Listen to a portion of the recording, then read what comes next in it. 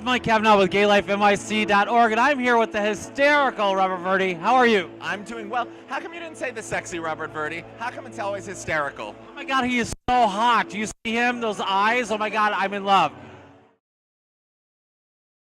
So tell me, you've got this amazing career. You started out making jewelry, I read. I did. I started out designing and manufacturing jewelry. Yeah, which I actually, strangely enough, is the thing I still want to do the most. Every day I think about it. I never got rid of my jeweler's bench.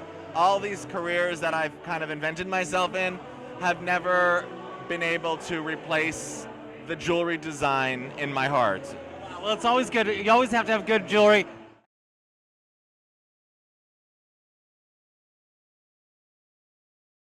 You know what? My favorite thing about him is he supports Housing Works.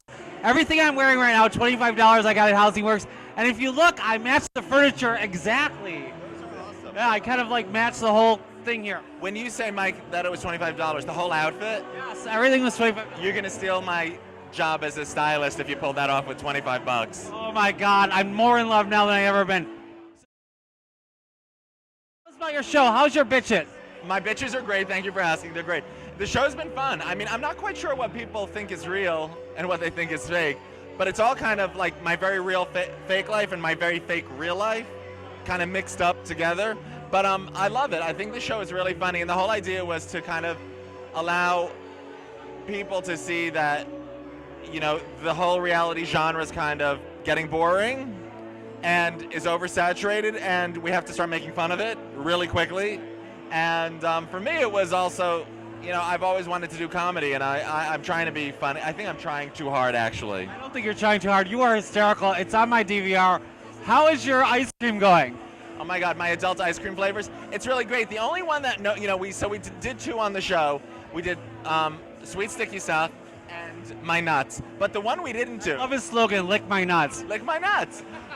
The one we didn't do on the show, Mike, was called Big Banana. But the problem with it was that it was a pint of ice cream. It was a pint of chocolate ice cream that had a big banana sticking in it, and it had no lid, because otherwise you don't get the real effect that I was going for, which was a big banana stuck in it. I love this guy. All right, this is something you might not know about him. He got his first TV job because he found out that one of the first shows about fashion had a straight woman who was being the on-air talent. And this bitch called them up and said, what the f***? Oh, I'm sorry, I didn't mean to say that. And what did you say? That's pretty close to what I said. I said I thought that gay men were really prevalent on the landscape of fashion, but were not prevalent on the landscape of television, and that it was awkward to establish a show that had a gay identity and have a straight reporter. So why wouldn't they have a gay reporter reporting to the community that they're a part of? And he agreed. That's how it all started. See, you have to have some balls. Go out there. If you're a gay man, pursue your dreams, because listen, Robert did it, and he's amazing at it. So Robert's building his empire, and part of his show is about that. How would you market safe sex and being safe in the community? Because we're a website that promotes people with HIV, helping them, and we really want to get that message out that you need to have safe sex and be protected, especially to youth out here now. What is your message? Well, I think that's an incredibly important message. I think the problem is that, and I've had conversations with kids in my office about this, and I say kids because I've just tipped over 40, and no, I don't believe it. Shocking as that might sound. Shocking. And the guys, some of the kids in my office are like they're just in their 20s, in their early 20s. So I grew up in the face of the AIDS epidemic. I was coming of age in late 80s. Yeah. Of age, I'll say it, in 1986, when I was first becoming sexually active. But because there was so much information about the AIDS crisis available, it's something that my generation tuned into.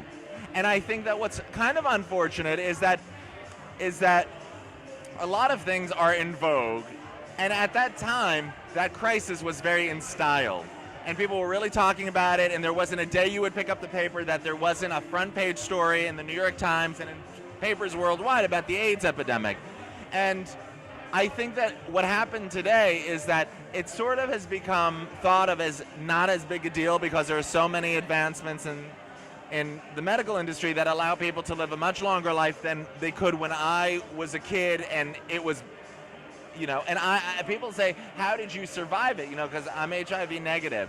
And I think that it was because I had the information is the answer to your question. I think that a younger generation needs to really understand the importance of having safe sex and actually do their research and learn what that means. They seem to be oblivious to the idea that they have a choice. Well, one of the things that really bothers me is people are still dying, and people don't realize that. There's thousands and thousands of people dying. As a matter of fact, as many people die of HIV still now as homicides in the U.S. Did you know that? I did not know that.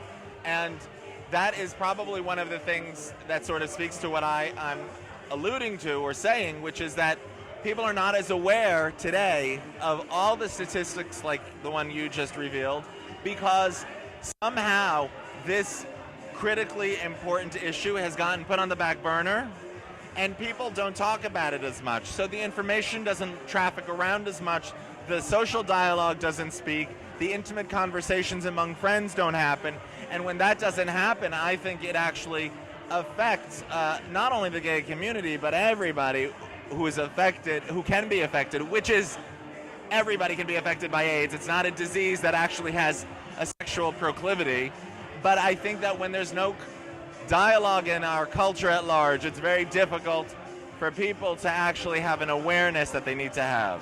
That's why it's so important we have people like you that make it on the cusp and talk about it and represent us so well. So thank you so much. So what's next for you on the show? What's your next... I have to say thank you, because the work you're doing is incredible, and it's amazing that you've committed to this life of doing good in the world. And so that's really an amazing thing that you've done. I really appreciate that. What's next for me is... Well, wait. So Robert has this, part of his show is they're creating an empire of branding. So they're doing a ball, they're doing whatever. What's the next big thing for Robert Verdi? You know, when I talk to somebody who has a really important life and body of work like you, it makes me feel like kind of vapid and vacuous. Although, I'm going to say the next thing I want to do then is be more like you. All right, well, maybe we can get him to get in a show and figure out a way to broaden his empire by preventing HIV, the spread of HIV and prevention. There's got to be a way your team of bitches can come up with a way to make money of that. Okay. So maybe that's a new show. I want them to raise awareness. I'm on your team. All right, that's great. So thank you so much for joining us. We really appreciate it. And where can we see your show? When is it on? It's on every Wednesday night on Logo at 10 p.m. Watch it, DVR it, watch the commercials for his sponsors, support him. This guy is hysterical, and he's a great representation of us. Thank you so much, Robert. Thank you, Michael. Thank you.